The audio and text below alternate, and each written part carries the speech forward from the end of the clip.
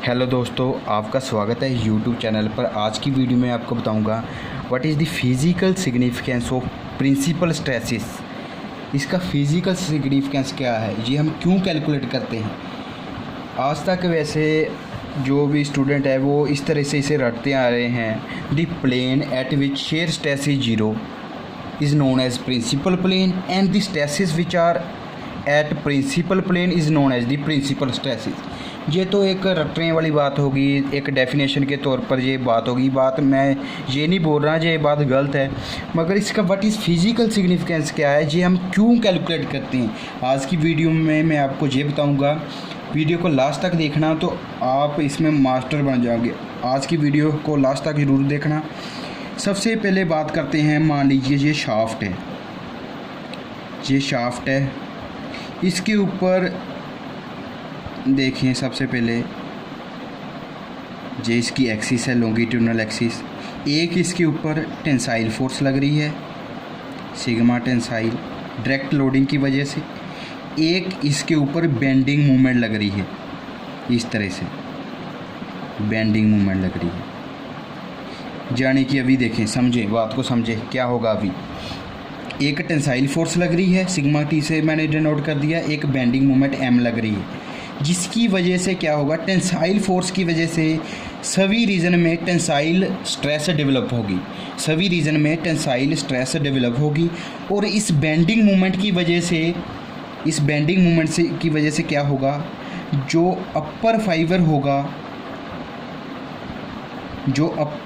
होगा उसमें tension generate होगी, लोअर फाइबर में कंप्रेशन जनरेट होगी due to this bending movement. यानी कि बेंडिंग मूवमेंट की वजह से अपर रीजन में टेंसाइल फोर्स जनरेट हो रही है और लोअर रीजन में कंप्रेशन जनरेट हो रही है। और सिंपल एक्सियल लोडिंग की वजह से, एक्सियल टेंसाइल फोर्स की वजह से अपर रीजन में भी टेंसाइल, सभी रीजन में टेंसाइल फोर्स जनरेट हो रही है। यानी कि अगर हम नेट फोर्स फाइंड करें, इस टॉप रीजन में नेट फोर्स क्या होगी, T due to sigma T, T due to M. यानी कि यहाँ पर sigma T plus M add हो जाएंगे।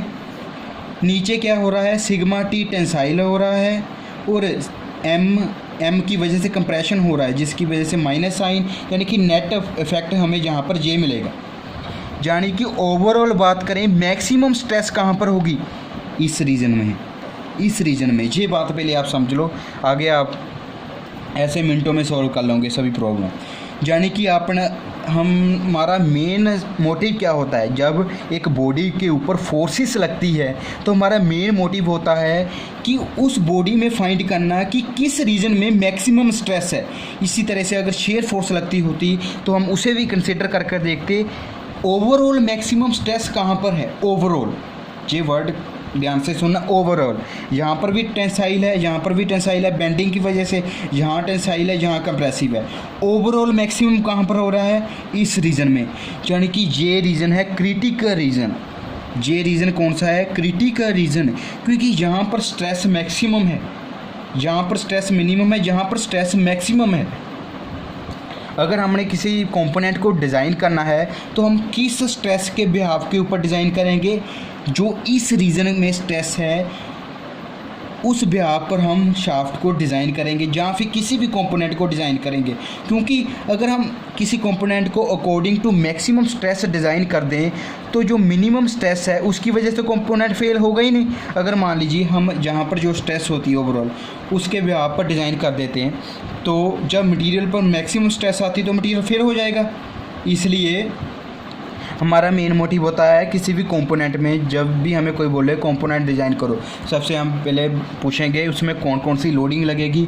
ड्यू टू दैट लोडिंग हम फाइंड करेंगे किस रीजन में स्ट्रेस मैक्सिमम है, और अकॉर्डिंग टू दैट हम कंपोनेंट को डिज़ाइन कर देंगे। हमें पता चल चुका है इस रीजन में स्ट्रेस मैक्सिमम है, यहाँ से मैं एक एलिमेंट उठा रहा हूँ, जहाँ पर स्ट्रेस मैक्सिमम, ये एक एलिमेंट है, ये एक पॉइंट ही समझ लो। पॉइंट को थोड़ा मैं जूम आउट किया है। एक तो जहाँ पर टेंसाइल स्ट्रेस या फिर टेंसाइल फोर्स लग रही है ड्यू टू डायरेक्ट, एक टेंसाइल फोर्स लग रही है due to the bending movement. ये होगी state of stress at this point, at this point is critical, ये इसे हम बोलते हैं क्रिटिकल पॉइंट। क्यों क्रिटिकल पॉइंट बोलते हैं? पॉइंट है असल में, क्योंकि मैंने इसे जूम करके बड़ा करके बनाया एक एलिमेंट, ये एक्चुअल में पॉइंट है, ये है क्रिटिकल पॉइंट। क्रिटिकल पॉइंट क्यों? क्योंकि इस पॉइंट पर स्ट्रेस मैक्सिमम है। ये तो हमने एक पॉइंट फाइंड कर लिया कि इस पॉइंट पर या फिर इस रीजन में स्ट्रेस मैक्सिमम है, अकॉर्डिंग टू डैट हम कंपोनेंट डिज़ाइन कर देंगे। मगर अभी यहाँ से एक न्यू स्टोरी स्टार्ट होगी। वो क्या होगी? अगर हम इस एलिमेंट की ओरिएंटेशन चेंज करेंगे, यानी कि ये तो पहले इस एंगल पर है, यानी कि हॉरिजॉन्टल है, अगर हम इसे इस प्लेन पर देखेंगे तो इसमें कुछ अलग स्ट्रेसेस डेवलप होगी। अगर हम इसे किसी और एंगल पर देखेंगे तो उसमें कुछ अलग स्ट्रेसेस डेवलप होगी। यानी कि एक क्रिटिकल पॉइंट में फर्दर स्ट्रेसेस चेंज हो रही हैं with angle theta, with orientation एक पॉइंट पर स्ट्रेसेस चेंज हो रही है। पहले हमने क्रिटिकल पॉइंट फाइंड किया, क्रिटिकल पॉइंट पर तो हमें पता है कि स्ट्रेस मैक्सिमम है। अभी फर्दर उस क्रिटिकल पॉइंट पर अगर हम प्लेन चेंज कर रहे हैं तो स्ट्रेसेस फिर से चेंज हो रही हैं।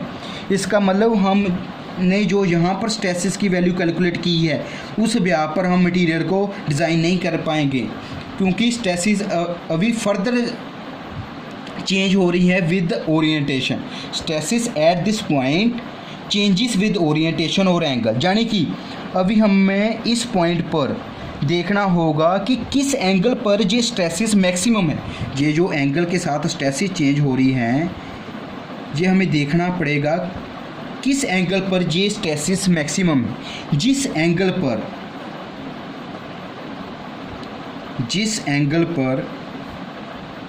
ये स्ट्रेसेस की वैल्यू मैक्सिमम होगी, जिस एंगल पर या फिर जिस प्लेन पर इन स्ट्रेसेस की वैल्यू मैक्सिमम होगी, उन्हें हम बोलते हैं प्रिंसिपल प्लेन्स।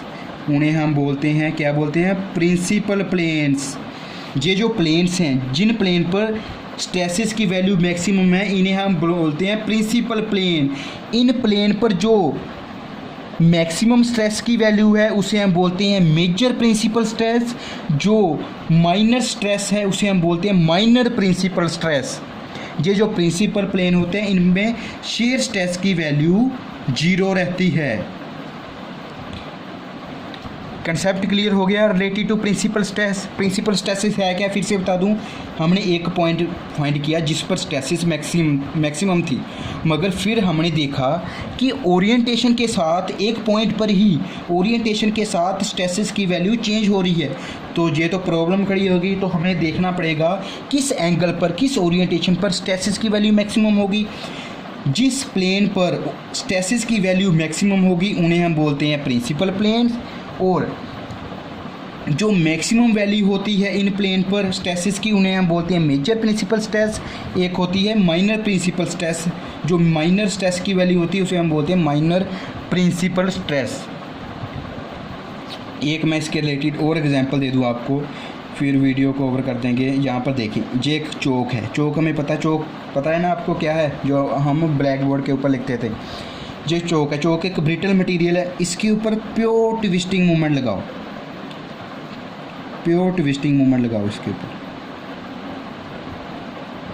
ऐसे करके। ये मान लीजिए चौक है, इसके ऊपर प्योर ट्विस्टिंग मूवमेंट लगाओ, तो आप बोलोगे कि ये ऐसे ब्रेक होना चाहिए। कैसे ब्रेक होना चाहिए? इस तरह से, इस तरह से ये ब्रेक होना चाहिए due to this twisting movement.